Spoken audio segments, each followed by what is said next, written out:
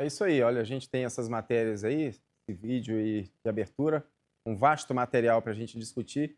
E é impressionante que ontem mesmo a gente estava falando sobre isso, né? Sobre a atuação da Suprema Corte. Eu nunca vi tanta insatisfação, não é só do Congresso Nacional, é da população, o povo. A Suprema Corte não inspira mais confiança. Decisões absurdas, decisões espúrias, monocráticas, na canetada e que vai contra a nossa Constituição.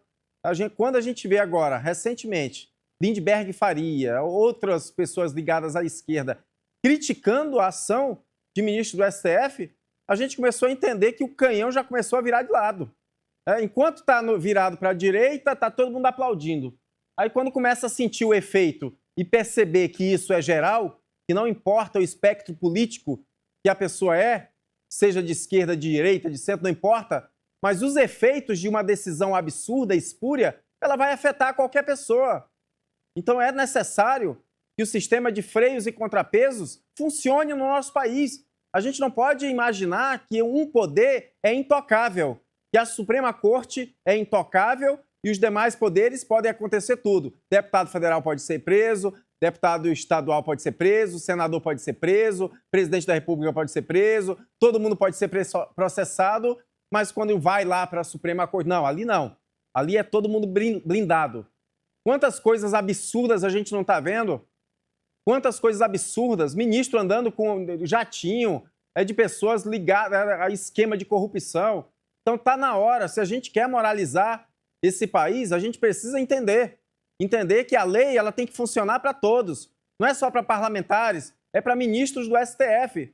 O próprio ministro Fachin criticando, falando que precisa aprovar uma lei, enrijecer ali o estatuto da Suprema Corte, o regimento interno, enfim, a questão ética.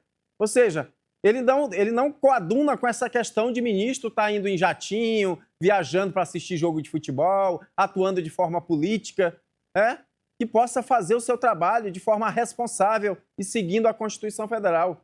Sofia Andrade, boa noite. Vou começar pelas damas, dando prioridade aqui. Sofia Andrade, que veio abrilhantar a nossa bancada hoje. É um prazer tê-la aqui, Sofia. E aí, Sofia, como é que você vê aí essa decisão do Gilmar Mendes, que agora recuou? Aí, outrora, é só a PGR que pode processar, julgar, processar não, né? Pedir impeachment de ministros. Aí agora não, enfim. E essa bagunça toda que está acontecendo aí no nosso ordenamento jurídico, como é que tu vê isso? E o que tu espera do nosso Congresso Nacional? Boa noite. Boa noite, Ricardo. Boa noite aos nossos colegas aqui debatedores no dia de hoje, a todos os nossos telespectadores da Rema TV. Bom, isso é mais um exemplo da grande patifaria que virou a política nacional, né? Da instabilidade que o STF trouxe para dentro do Congresso Nacional. Porque hoje não interessa mais o que o Congresso decida, ora o que o Congresso tenha a sua prerrogativa dentro da nossa Constituição Federal de defender, de legislar, porque o STF avoca para si e simplesmente faz. Essa decisão do Gilmar Mendes de dizer que cabia à PGR de fazer o impeachment dos ministros do Supremo Tribunal Federal, agora deu uma recuada, às vezes foi uma pressão, mas nós sabemos muito bem que independente dessa pressão ou não, dele ter recuado ou não, se porventura o Senado diga que um ministro deve ser impeachmentado, os próprios ministros dizem que isso foi inconstitucional. Exatamente como acabou de acontecer com o caso da deputada Carla Zambelli. Alexandre de Moraes acabou de dar uma canetada dizendo que é inconstitucional e mandou cassar o mandato da deputada. Então, hoje no Brasil, o verdadeiro poder que manda e desmanda, sem ter recebido um voto popular, se chamam ministros da Suprema Corte. Eu não vou nem dizer que é o STF, porque a instituição em si deveria ser tratada com respeito, mas não é, porque esses ministros extrapolaram qualquer limite aceitável para uma democracia. Então, é uma vergonha o que acontece com o Brasil hoje, é uma vergonha a postura do Gilmar Mendes. Nós vemos, como bem falou o Ricardo, ministros viajando em jatinhos de pessoas ligadas a um esquema bilionário de fraude, que é o Banco Master. Esposa de ministro recebendo 129 milhões de honorários. A mulher só não recebe mais do que o Neymar. É o único grande artilheiro no Brasil, grande jogador que recebe mais do que a mulher do ministro Alexandre de Moraes. Mais de 3,5 milhões por mês essa mulher recebe. Qual é o grande talento dela? Qual é o grande talento do escritório da esposa do ministro Alexandre de Moraes? O que ela consegue entregar com tanta eficiência para ela custar 129 milhões de reais para uma empresa como o Banco Master? Então, é vergonhoso o que nós vemos acontecer no Brasil hoje. E essa fala e essa postura do ministro Gilmar Mendes é só mais um capítulo desse livro putrefo que virou, né, o atual cenário político-jurídico no Brasil. Muito bem. Edson Silveira, boa noite. Edson, agora recentemente a gente está vendo agora muitas pessoas da esquerda se insurgindo contra decisões aí da Suprema Corte, em especial essa do Gilmar Mendes, que na canetada falou que a competência seria da PGR para poder aí pedir o impeachment de ministro da Suprema Corte. E várias pessoas contra essa decisão aí na canetada. Como que tu vê isso? Essa questão da atuação do STF, essa atuação aí que muita gente considera imoral, esses passeios em jatinhos particulares, independente de espectro político. Tu acha razoável, Edson Silveira, que isso aconteça? E o que tu espera que providências sejam tomadas para que restabeleça aí a ordem entre as instituições, entre os poderes? Boa noite. Boa noite, Ricardo. Boa noite, Moisés. Irmão. Boa noite, Sofia. É um prazer estar aqui com vocês. Mas o meu boa noite especial vai para você, telespectador, que nos honra com a sua visita, nos assistindo no seu lar. Olha, Ricardo, é muito triste o que está acontecendo hoje com essa crise institucional, no meu entendimento, até fabricada, entre os três poderes da República, entre o poder executivo, legislativo e judiciário. Nós estamos vivendo um conflito de interesses e eu acho que a democracia vai ter que pesar muito essa questão do peso e contrapeso de todos os poderes, porque não dá. A Constituição garante que o Brasil é uma república federativa, né? Formada de três poderes harmônicos, né? Independentes e harmônicos. Ora, se são independentes, perfeito, tem autonomia financeira, autonomia de decisão, autonomia de administração, mas eles precisam garantir a harmonia, né? Então, hoje nós vivemos uma crise que um poder está querendo se sobrepor ao outro. Uma hora é o legislativo querendo ser maior do que o judiciário, ser maior do que o executivo. Outra hora é o judiciário se impondo, né, em determinadas situações. A Suprema Corte ela tem um papel de fazer o controle de constitucionalidade, né? E cabe aos ministros, ao serem provocados, tomarem as deliberações que, a seu ver, estejam de acordo com os preceitos constitucionais. Nessa linha, né, qualquer ministro são humanos, são pessoas humanas e podem cometer erros, mas a corte em si, ela tem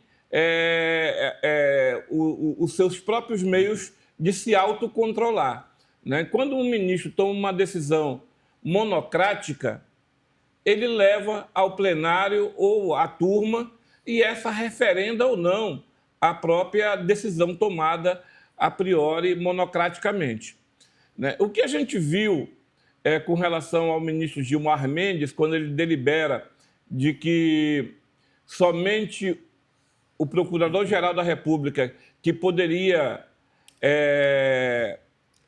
propor ação de impeachment contra ministro da Suprema Corte, naquele momento ele via que havia uma orquestração muito grande para descaracterizar ou tirar poderes da própria Suprema Corte. Então foi um momento de autodefesa, né? E houve, nesse intervalo de tempo, uma série de conversas o futuro ministro da Suprema Corte entrou com uma ação, o advogado-geral da União entrou com um pedido de revisão, ele indeferiu, ele não acatou, mas ele acatou anteontem, para ontem, o Congresso Nacional, né, o Senado Federal mais especificamente, entrou com um pedido de revisão e ele terminou acatando esse pedido de revisão da decisão dele no tocante de quem pode fazer a representação contra o ministro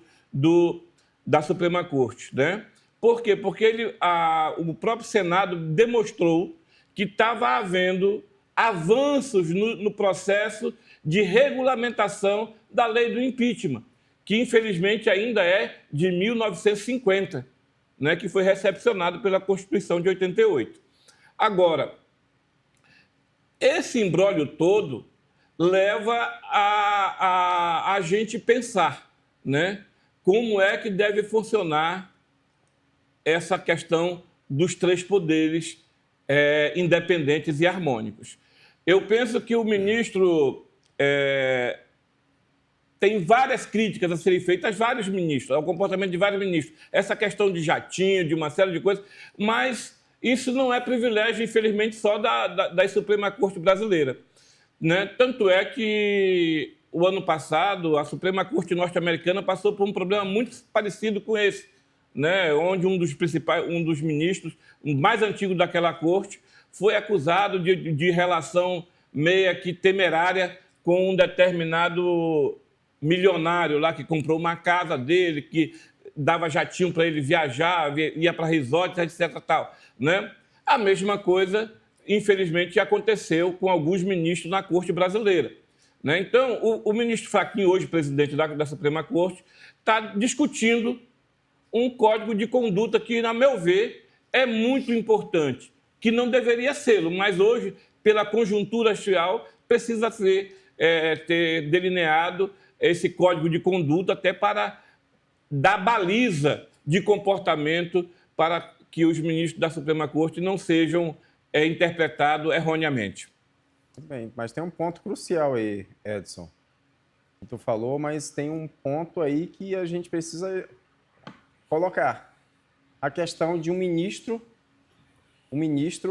não é o problema igual tu falou, ele pode ir para a festa de um amigo, não sei o quê. O problema é ele julgar o processo daquela pessoa que tem um grau de afinidade, de amizade, que a esposa advoga para a empresa. O problema está nisso. Um magistrado de primeiro grau, ou mesmo nos tribunais, eles, numa situação dessa, eles se declaram impedido. Sim. Eles se declaram impedido. O que a gente não pode achar normal é uma pessoa que se diz ser vítima de determinadas pessoas, e se diz isso, aquilo, aí chega o processo para ela, aí ela vai julgar com imparcialidade. Não. Então não tem como. Mas é por isso que o próprio ministro Fachin está propondo, né? E não vai ser fácil de aprovar, está propondo um código de conduta da Suprema Corte. Pontuais. E não só da Suprema Corte, dos magistrados de maneira em geral. Né? Por exemplo, a gente fala muito de palestra aqui. Na Alemanha, é permitido o juiz fazer palestras, o ministro da Suprema Corte, e receber por elas. Mas ele tem que dizer, dar publicidade a isso. Quanto que ele ganhou, quem pagou, né? E ao chegar um processo de alguém nessa condição de que contribuiu ou que pagou alguma coisa, ele automaticamente é impedido de participar daquele processo de votação, de julgamento daquele processo. Mas aqui no Brasil, aqui no Brasil, a piada vem pronta quando você vê que o advogado do presidiário que foi tirado da cadeia para ser posto na presidência, agora ele pode julgar o cara que é o único capaz de tirar o presidiário da cadeira da presidência. Então, como você consegue, né, levar a justiça no Brasil a sério? Como você consegue levar até a grande mídia a sério quando hoje veículos como a Folha de São Paulo, né, já assumem o autoritarismo da Suprema Corte, já tem coragem de dizer que sim, a Suprema Corte tem medidas autoritárias, que ela avoca para si poderes que seriam do Congresso hoje, depois que fez o que eles queriam. Eles queriam que eles extrapolassem qualquer limite que fosse, mas que prendessem o Bolsonaro, que tirassem o Bolsonaro do jogo, né? Então, aí a grande mídia virou as costas, a esquerda virou as costas para que o STF e os ministros fizessem o que fosse necessário sem precisar olhar sequer para a Constituição. Fez. Beleza, eles acharam que ia parar por aí? Não, não, não. Aí agora estão choramingando. Estão choramingando. Só que quando você dá um chicote na mão de um ditador, não fica rindo, porque uma hora a chicotada vai bater em você também. É exatamente o que está acontecendo agora com a esquerda e com a grande mídia. Muito bem. Vou chamar aqui o Moisés Cruz, que ele já está me cutucando. Eu quero falar. Moisés, seja bem-vindo, boa noite. E aí, Moisés, qual é o seu comentário em relação a essa matéria? Boa noite, Ricardo. Mais uma vez, é um prazer estar sendo comandado por você nessa aeronave que eu já costumei chamar de Nação Rema. Muito bom programa, muito bom estar aqui sendo dirigido por você. Saudar os meus colegas de bancada, o professor e a minha querida amiga, a vereadora Sofia Andrade. E a vocês que estão em casa, que eu já costumei chamar de Nação Rema, sejam todos muito bem-vindos. Pessoal, vocês observaram a fala do professor, né? Ficou meia hora falando, não falou nada. Se calou, não fez uma crítica contundente. Fez uma crítica passando assim 500 quilômetros longe. Ou seja, olha o medo que ele tem de ser contundente, pontual, verdadeiro e crítico e assertivo. Medo! Fez uma crítica, mas assim passando quilômetros longe. Vamos ser verdadeiros, meu povo? Só se nomeia ministro para o STF se passar pelos ministros. Alexandre de Moraes e Gilmar Mendes não querem o Messias. Eles querem o Pacheco. E está lá travado, não sai do lugar da nomeação do Messias. Isso não é papel de ministro. Os ministros do Supremo Tribunal Federal só aprovam uma lei na Câmara ou no Congresso se passar por eles. Ora, se a lei é constitucional ou inconstitucional, eles vão dizer depois, a posteriori. Não está escrito em lugar nenhum, professor, que tem que primeiro passar no STF, eles darem o aval e dizer, não, isso aqui pode, e aprovar. Tudo isso é truculência. É uma violência contra a nossa Constituição. Isso é um absurdo. Qualquer primeiro-anista de direito sabe que isso não existe. Eu fiz um desafio ontem aqui no programa, professor. Me mostra um país onde ministros da Suprema Corte são bilionários. Um país. E aqui no Brasil, nós temos ministros milionários, bilionários. Só de uma empresa, 130 milhões. Agora, telespectadores, sabe quantos processos, Ricardo Frota, das 77 mil ações que tem um Banco Master, sabe quantos processos a dona Viviane Bassi defendeu para o Banco Master? Sabe, Sofia? Apenas um. E ainda de crime contra a honra. Um de 77 mil. Procuraram em todas as instâncias ela defendendo para ganhar o dinheiro, porque o advogado, para ganhar esse valor, é sinal que ele está trabalhando e está trabalhando muito. Uma ação.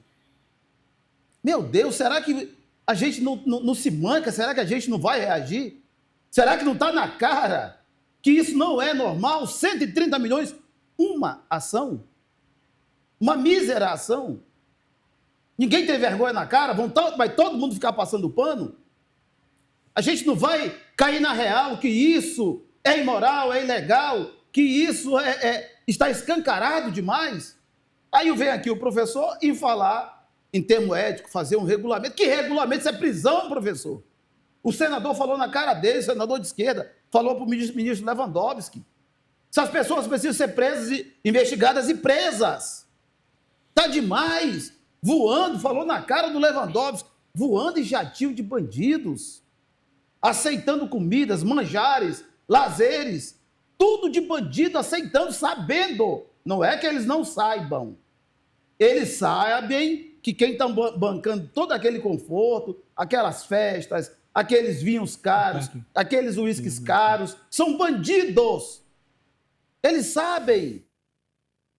E agora com o Gustavo Gaia, querem acabar com a vida do Gustavo Gaia, tentaram acabar com a vida da Carla Zambelli, mas deu ruim, porque agora o relatório do relator inocentando a Carla Zambelli já foi mandado para a Itália.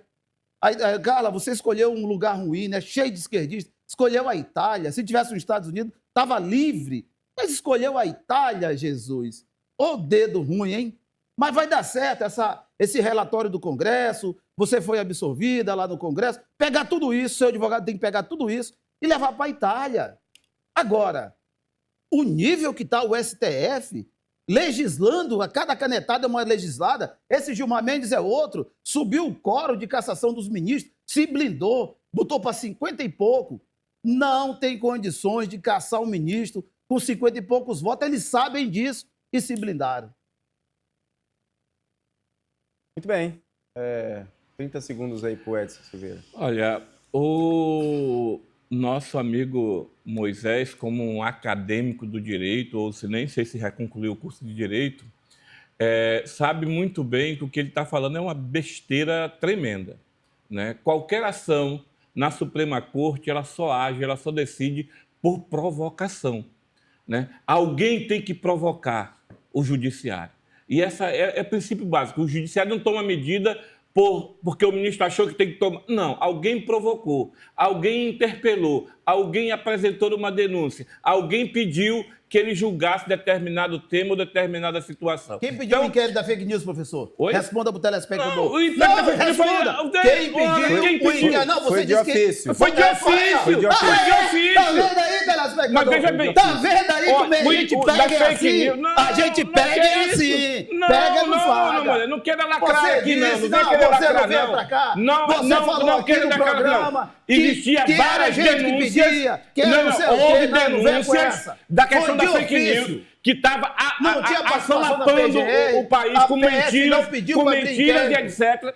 E A com PS base não nessas pediu e a denúncias que PGR chegaram não ao pediu. STF, o ministro, na época, Toffoli, deu de ofício, declarou de ofício e passou para a mão, do ministro relator. Assuma para o telespectador. Não é ilegal. Não. Que ilegal nada. Essa ação foi legal? Não foi ilegal porque foi a Suprema O Corte judiciário que não deliberou age, sobre ela. telespectador, Não vou tem explicar agora para deliberação. vocês. O Deixa de judiciário conversa, é mano. inerte. Nada, Ele não não, age deixa de sozinho. conversa, deixa Ele de precisa conversa. ser Mas movimentado. até onde eu ou a saiba, PGR ou o delegado. Ele não até age onde eu de saiba, a ofício. Suprema Corte, ela guarda a Constituição. Quem faz as leis é o Congresso. Sim. E não existe lei para que ministro possa abrir inquérito de ofício. Não, isso aí tem foi sim, uma... Isso aí foi uma... o próprio regimento interno da Suprema não, Corte essa da sobre fake news é totalmente regimento interno não é lei. Regimento interno está aqui, a lei está aqui. Só um instante para a gente não... E foi referendado Pessoal, por todos os O ministros. pessoal Então, está me falando aqui que nessa confusão ninguém entende quem está assistindo. Então, só para a gente manter um pouquinho de ordem, de calma aqui, mas ó, lembrando, Edson Silveira, que essa decisão aí do inquérito das fake news, que foi instaurado de ofício, foi um caso inédito no país. Jamais um ministro tinha tomado uma decisão dessa. Então, não é uma prática comum, isso nunca aconteceu, porque o titular, quem deveria, seria a PGR, e não foi. Então, não só essa, como outras situações... Porque a PGR se omitiu na época. O engavetador da época se omitiu. O PGE da época se omitiu da decisão. Vai lá, Moisés. O professor, quando viu que estava acuado, foi impressado, quis se valer do regimento interno. Uma coisa para vocês que ele não quis falar, ele ocultou. O regimento interno não é superior à Constituição. A Constituição diz como é que rola o processo. Delegado, a PGR, não tem nada... Esse regulamento interno não foi recepcionado pela Constituição de 88. Na verdade, o regimento interno ele é uma norma interna para poder administrar as questões de processo, mas nenhuma norma interna ela pode sobrepor a Constituição Federal. Nenhuma norma interna ela pode violar a Constituição Federal. Aprendeu, professor, agora? Então, esse regimento interno... A Corte deliberou que era constitucional. E tanto é que a deliberação dela está acima do que o Constituinte fez. Não reclama, meu Deus. Essa é conversa. Então não precisa de Constituinte. Então não precisa de Constituinte. Para de... Uma coisa que a gente tem que ter clareza... Deixa de mimimi. Uma coisa que a gente precisa ter clareza é que a gente não pode, de forma alguma, concordar com os abusos do STF. Ah, não, porque eles votaram assim, vou aplaudir. Peraí, ou a gente defende a Constituição Federal, ou a gente defende os abusos que são praticados e totalmente contra a Constituição Federal. É isso que eu falo. Independente de viés ideológico, a gente tem que entender que a supremacia é da Constituição Federal e não do STF. O STF, ele não está acima da Constituição, ele está abaixo. Então, decisões como essa, que contraria, que viola a Constituição Federal, a gente não pode ir aqui, não, eles estão certos, vamos aplaudir. A gente entende, a gente sabe como que funciona a lei. Então, essa situação aí foi um caso inédito, foi repudiado por todos os juristas renomados desse país como algo que nunca aconteceu e até hoje não teve desfecho. Já tem 6 anos esse inquérito e não teve nenhum desfecho. Então, lamentável isso que acontece no país. Mas daqui a pouco a gente volta